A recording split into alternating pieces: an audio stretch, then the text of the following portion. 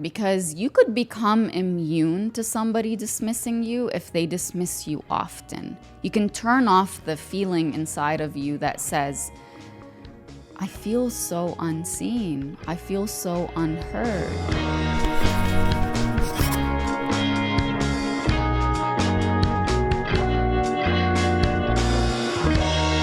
Welcome to another episode of Beyond Words with me, Najwa. I've always believed in the power of words in healing what they didn't break and breaking what they had no right in breaking. Today's episode is going to be about the complete opposite of the title of this podcast. It's about the power of silence. How do you command respect by not saying a word?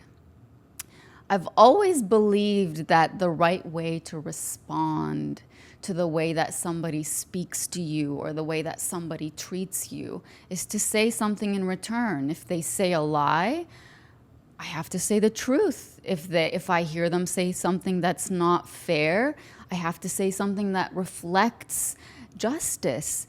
I always thought that the best way to respond to something that's wrong is by saying what's right. And it was only through experience and personal experience and listening to the experiences of others that I realized sometimes the best response is genuinely no response.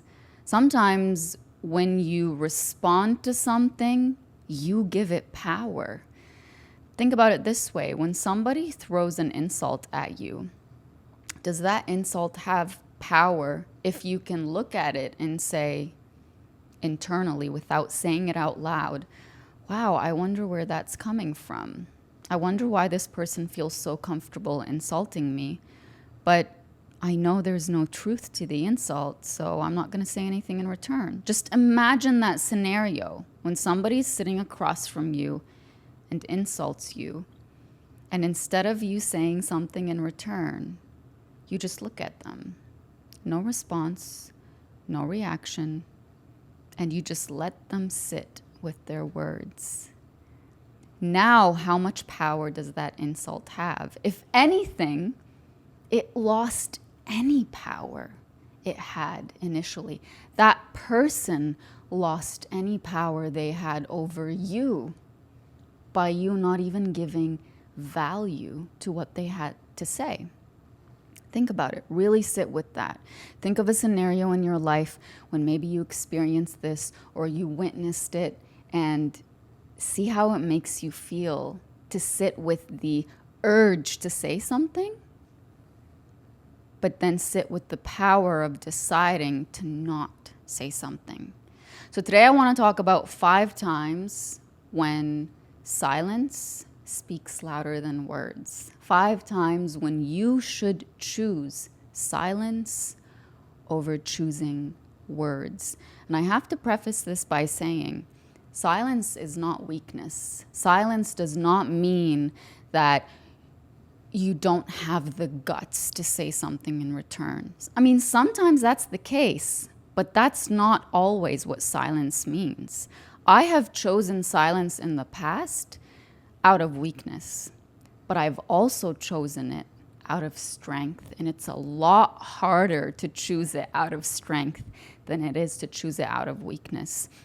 You know, that viral clip on TikTok that's like, were you silent or were you silenced? That's the difference. Did you choose silence or did someone choose it for you in a way that's like, if you respond to me, there will be consequences.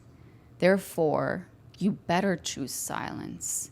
You better take my word as the last word. If you have someone like that in your life, I hope that you reevaluate the relationship that you have with them, the friendship that you have with them, the acquaintance that you have with them.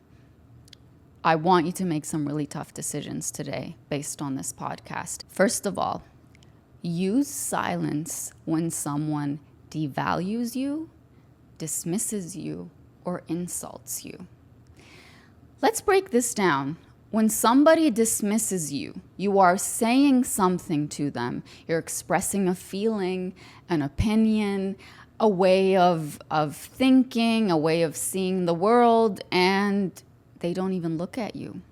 Or they look at you and they just kind of give you that look of, well, that was dumb, that was stupid, why would you have even said that? And they are the ones giving you silence, right? In response to you expressing something.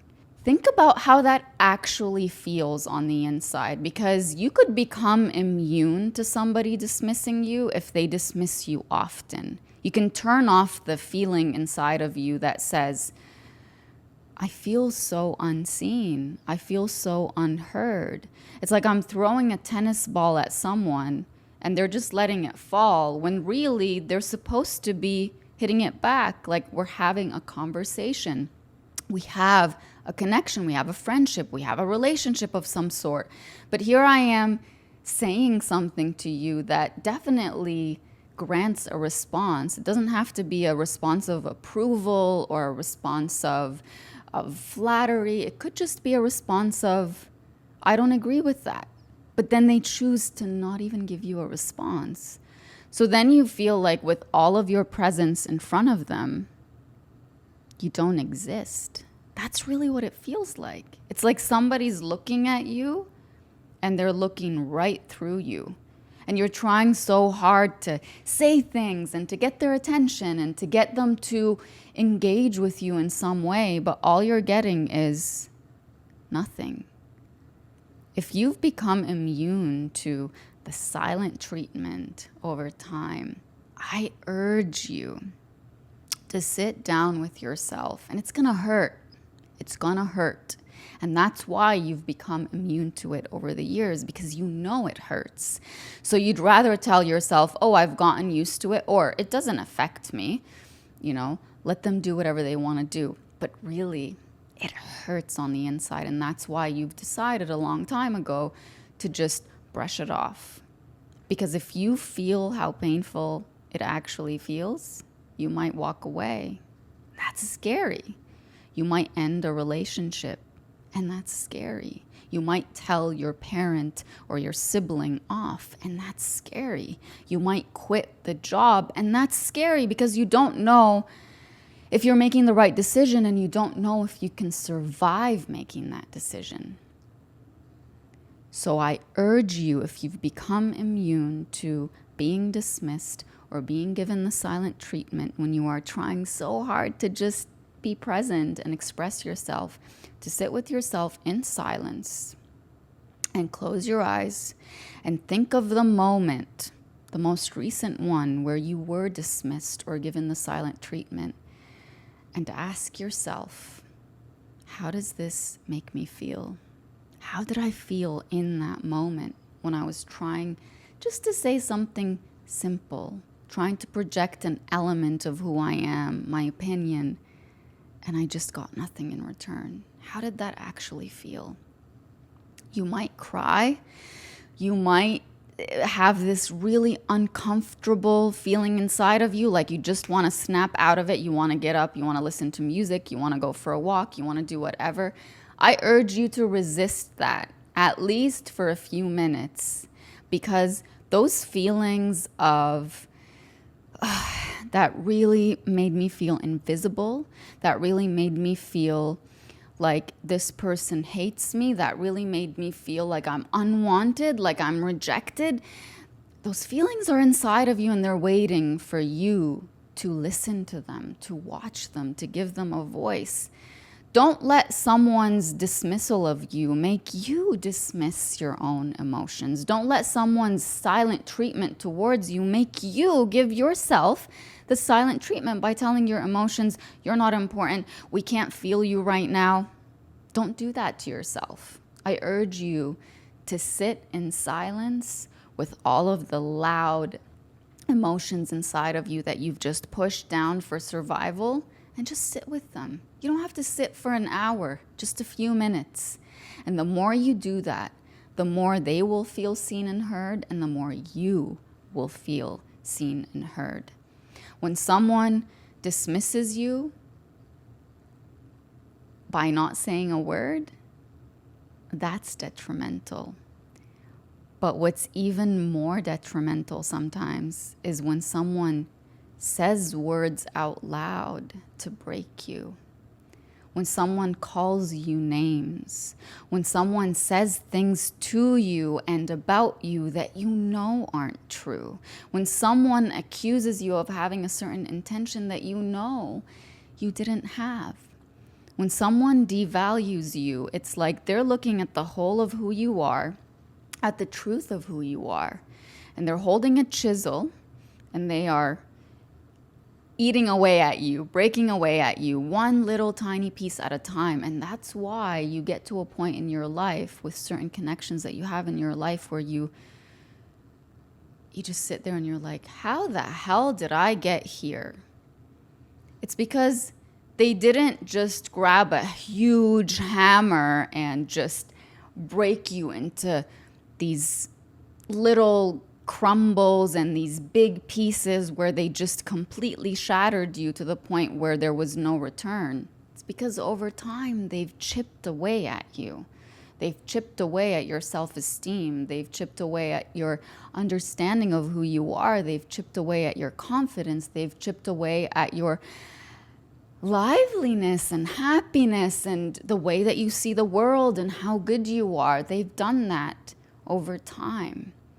So maybe this time, instead of responding to devaluing words or devaluing actions by saying to the person, what you're doing right now is wrong, or that really hurt, and you know you've said it tens and hundreds of times, and they're still doing it. It is time to stop combating your devaluation from someone else by giving value to their devaluation of you. Now it's come to a point where it's happened enough times where you look at them and you turn away because there is nothing left to say. When you've said time and time again, I don't like being spoken to that way. I don't like being treated that way. I don't like these words that you use, and they still choose to use them. What power do your words have anymore? What value do they have? You are just literally wasting your breath. And I want you to not be hard on yourself, because the reason we defend ourselves isn't out of weakness. It's because we see the world a certain way, we see people a certain way, we are a certain way, so we expect that that's the only way the other person can be. But I always urge you to do this. You've heard me say this a million times. Look at the person's character. If they are someone who has the ability to choose words that break you, what makes you think that they are not somebody who breaks? They are showing you who they are.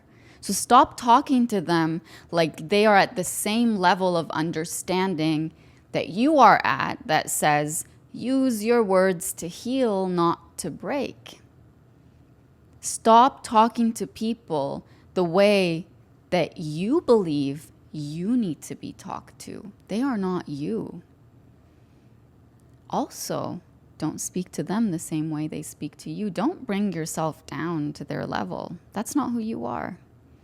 Choose words that reflect who you are as a person, words that are healing, words that are firm, as in, this is my boundary. I do not get spoken to that way. I do not accept being spoken to that way. And if you're out of those words, don't speak anymore. Don't say anything anymore.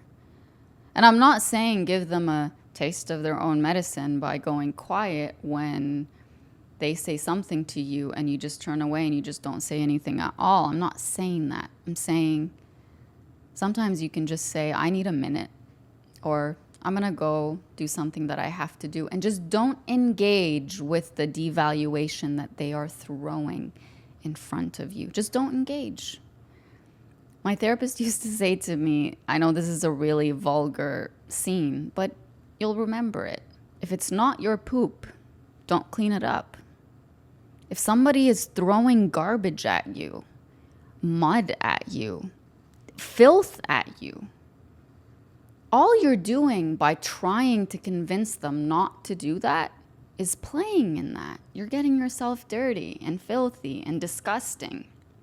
Sometimes the best thing you can do is say, not my garbage, not my poop, not my responsibility. Stay where you are.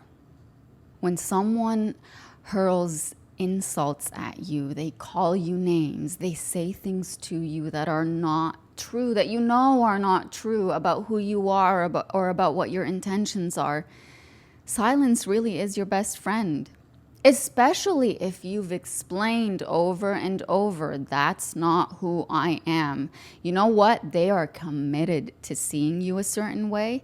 And the more you try to convince them otherwise, the more they hang on to that understanding of you.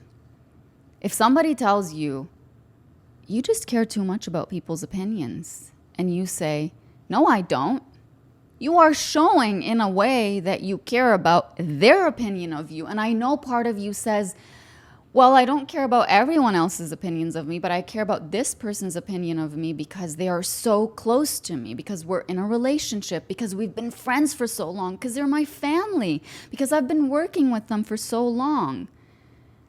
Of course I'm going to care about this person's opinion, but if this person's opinion of you, they've known you for as long as they've known you, is one that diminishes you, that breaks you, that brings you down, that gets rid of that vibrant energy that you have, why the hell do you care about their opinion?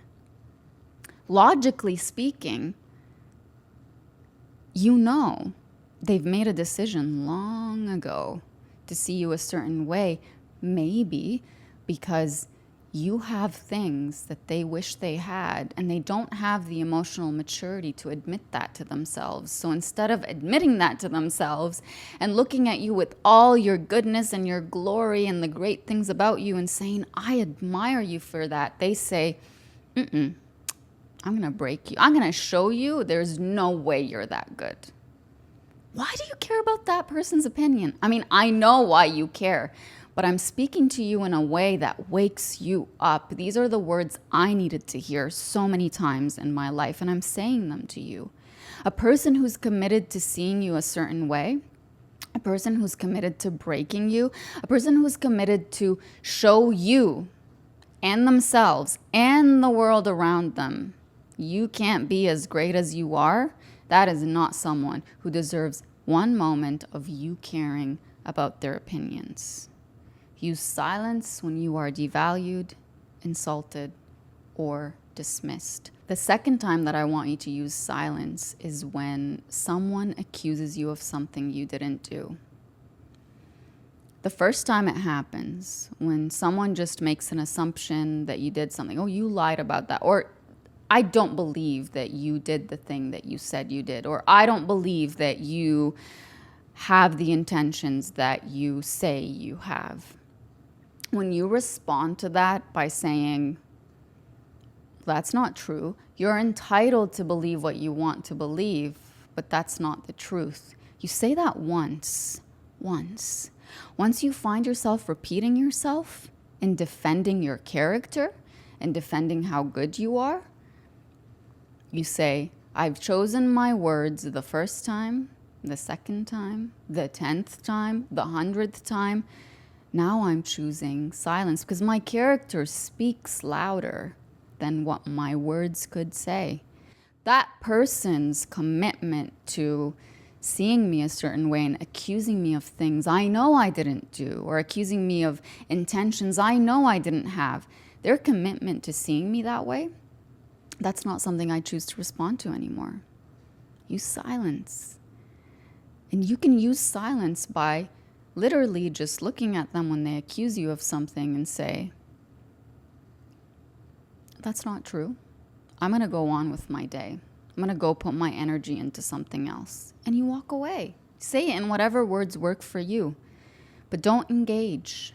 Don't engage when someone is saying something to you about yourself that you know isn't true. It doesn't matter how much you value them or their opinion. If they are coming to you with no evidence, with like, I would understand if they accused you of something because there was actual evidence that you did something that you're saying you didn't do. But think about it this way.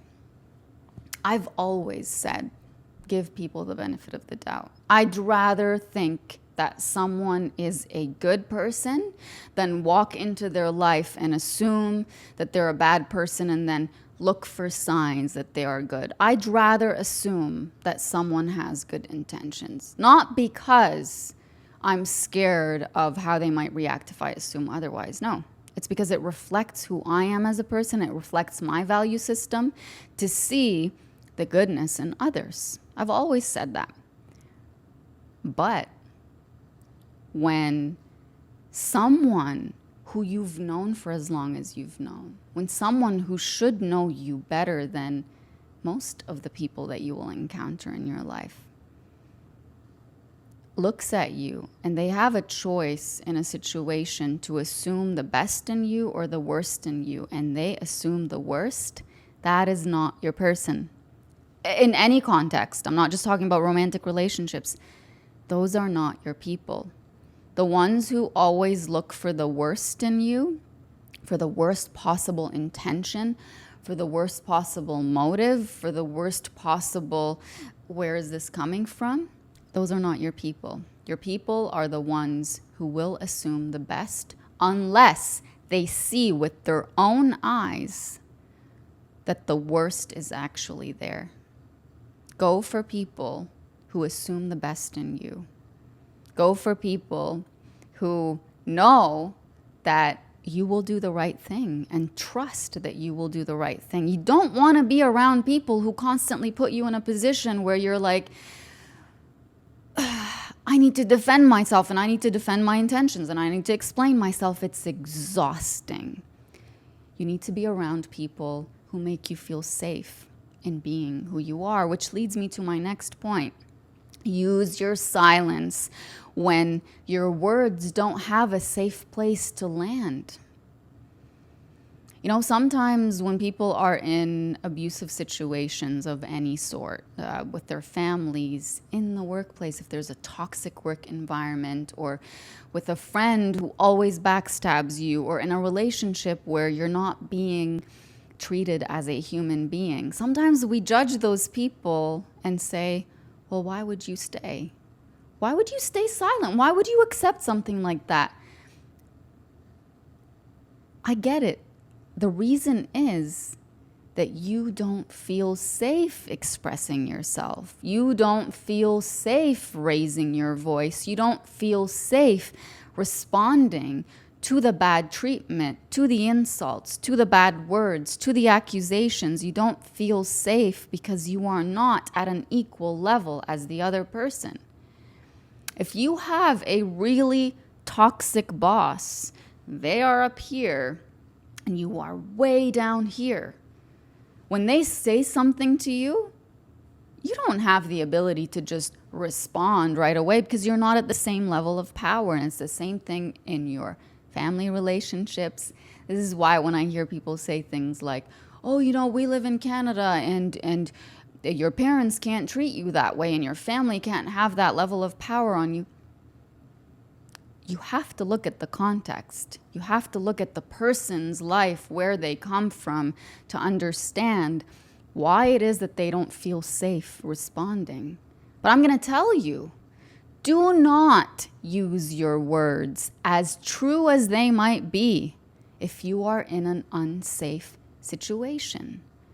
If you are in a situation where someone looks at you and they say something really mean, or they command you to do something that you really don't want to do, and you know that saying no, or that saying I don't want to do that, or saying you can't ask me to do that, I don't feel comfortable with that, is going to put you in danger, don't say a word.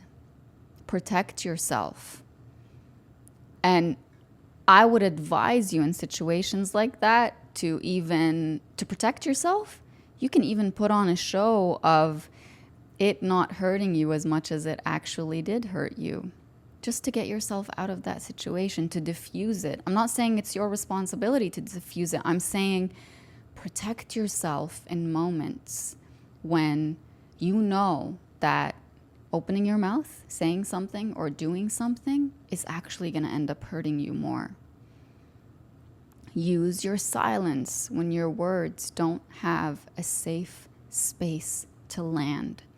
When you're around friends who say things that are really demeaning and insulting, maybe things that not only hurt you, but hurt certain people around the world. Like if you hear them make assumptions about certain communities, or if you hear them say things that you know are just not ethical, or things that they stand at odds with your beliefs.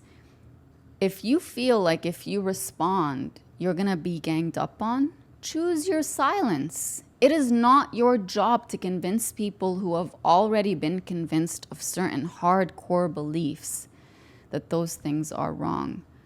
Always make sure that you aim to surround yourself with people who, it's not about them agreeing with everything that you agree with, but it's about them having respectful conversations and giving you the ability to say, I don't agree with that. But if something as simple as you saying, I don't agree with that, puts you in danger, choose silence. That's your power. And moving forward, minimize their access to you. The more and more you put yourself in environments that force you to choose silence, because saying something puts your self-esteem or your confidence or your actual physical safety or your emotional safety in danger, the more you learn to just chip away at yourself and become more and more invisible over time, and you don't want that. Let your goal over time be to surround yourself with people who welcome your words and who provide safe spaces and safe environments for you to be yourself and say what's on your mind, and for you to be able to respectfully debate, and for you to be able to express your opinion as clearly and as emotionally as you need, for you to feel like you've expressed yourself well enough. I also want you to use silence when you're not sure of what to say. I used to be the type of person who would immediately jump to words, even if I didn't know what I wanted. I felt like I was listening to respond. Like I had to always defend something. So as soon as I heard somebody say something, or if they, let's say, one time I got offered a job and I was given 24 hours to respond, and I really had no clue how to respond or what to say. And I had this like initial urge to respond and say, thank you so much for the offer. I'm going to take some time and get back to you. And then I sat with myself for a little bit and I was like, I don't need to say that, because sometimes when you're indecisive or when you put out the energy that you don't really know what you want, that can turn people off, and that can show, I don't care about the part of turning people off. I care about the part where you are projecting the energy that you don't know what you want. You've been given 24 hours for a reason. Take your time, make your decision, and then respond with what you want. Instead of saying, I'm in a place where I don't really know what I want right now, wait until you do know what you want right now. I'm going to give you another example of a relationship context where a lot of people get stuck in situationships because they don't know what they want. And they can make another person feel confused because they themselves are confused. And there's a reason that I'm against allowing somebody or telling somebody, you know what, wait for them to make up their mind. Don't wait for them to make up their mind. If they don't know what they want, you don't want them.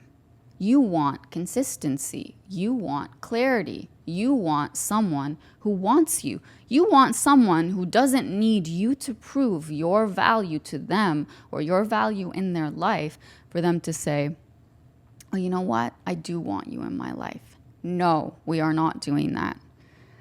So just like you don't accept confusion from others as a sign to keep trying, you take it as a sign for pause or for quitting altogether.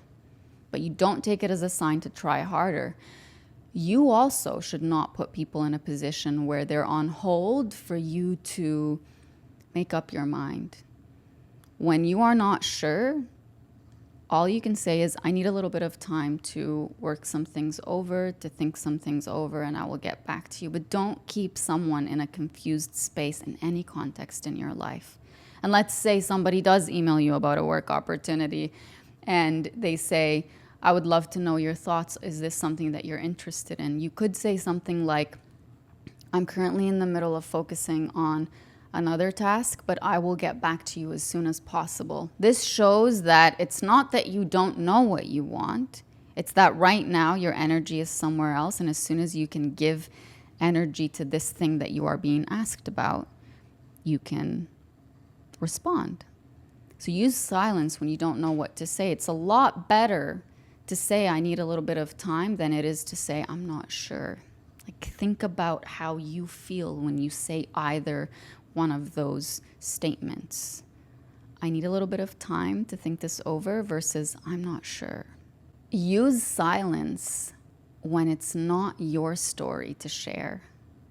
There is so much gossip that goes on around us. And sometimes you feel very tempted to either add to the gossip that you are hearing or embellish it or say, oh my God, I can't believe they did that. I can't believe they said that.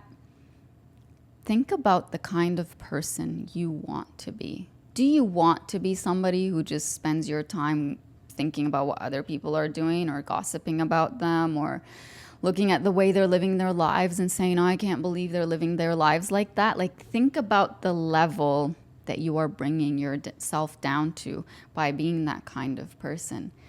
That doesn't show maturity. It doesn't show purpose in life. If you are expending so much of your energy, or if you allow your energy to be depleted or pulled at or taken by conversations and topics that have absolutely nothing to do with you. Would you like to know that you are the topic of conversation among people behind your back, who are saying things about you that they have no real knowledge of, who are making assumptions about you, who are saying things about you like, she's a really crazy person, or, she puts on this show of being this great, mature person, but really that's not who she is. Do you want to be the topic of conversation like that? So then why would you engage in conversations like that about other people? I know that sometimes we do this without thinking, and sometimes we do it to feel a sense of community, but it might be a sign that the people you're surrounding yourself with are not people who are ones that inspire you to be a better person, or ones that inspire you to put your energy into self-development and into developing each other and into thinking of bigger things in the world. Why spend hours talking about people and what they're doing with their lives and what they must be thinking or must be feeling and what their intentions must be, when you can spend hours reading a book, when you can spend hours on your school, when you can spend hours having quality time with people who you actually care about, when you can spend hours thinking about ways that you can make your life a better one, or a more peaceful one, or a more cleansed one. Use your silence when it's not your story to share, and use your silence when you hear stories about other people that you're not hearing them directly from them. How would you feel if someone said something about you behind your back and someone else believed them? That hurts, doesn't it? Because it feels unjust. It feels unfair. Like you're not coming to the source. You're hearing something from someone and you're believing it about me. How does that make you feel? So when you are in a situation where you feel tempted to believe something that someone said that didn't come from the person themselves, remember how you would feel if someone believed something about you that wasn't true and they didn't come to you and didn't ask you whether that was the truth or not. Put yourself to the same standard of treating people and speaking about them and believing things about them that you would want other people to have when they hear things about you behind your back, when they hear lies about you, when they hear descriptions of you. Put yourself to that same standard. If you don't want to be spoken about behind your back, don't speak about people behind their back. You're not perfect, you're going to do it. But become more aware of this and become intentional with what you say. If you have nothing of value to add, don't add anything. If you have nothing, and sometimes the value that you add is just by agreeing with someone, or by, if they're saying something to you, you say, oh, that really sucks. That really, sometimes that's the only value that you can add. You don't have to, we have this saying in Arabic where, I don't know the exact translation, but the meaning of it is, when there's people gossiping, sometimes they spice things up. It's kind of like making a dish, right? And you're cooking something and this person adds this spice and this person adds this and this person adds this ingredient, and you end up with something that's completely not even close to the truth. So don't be a person who uses your words to spice things up, or to make things taste awful, or to make people sound like they're worse than they actually are, or to make assumptions about others. If you have nothing to add, don't add it. We've come to the ending of this episode of Beyond Words, and I want to remind you of the 5 times that you use silence. Use silence when you are being dismissed, devalued, or insulted. Use silence when you are being accused of something that you didn't do. Use silence when your words don't have a safe space to land. Use silence when it's not your story to share. I want you to think of one word that comes to your mind when you hear the word silence.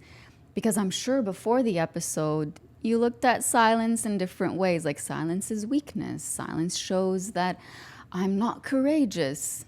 What does silence mean to you after listening to this episode? Just one word or a phrase, and I will highlight some of those when I get all of them. I hope this episode helped you find healing beyond words.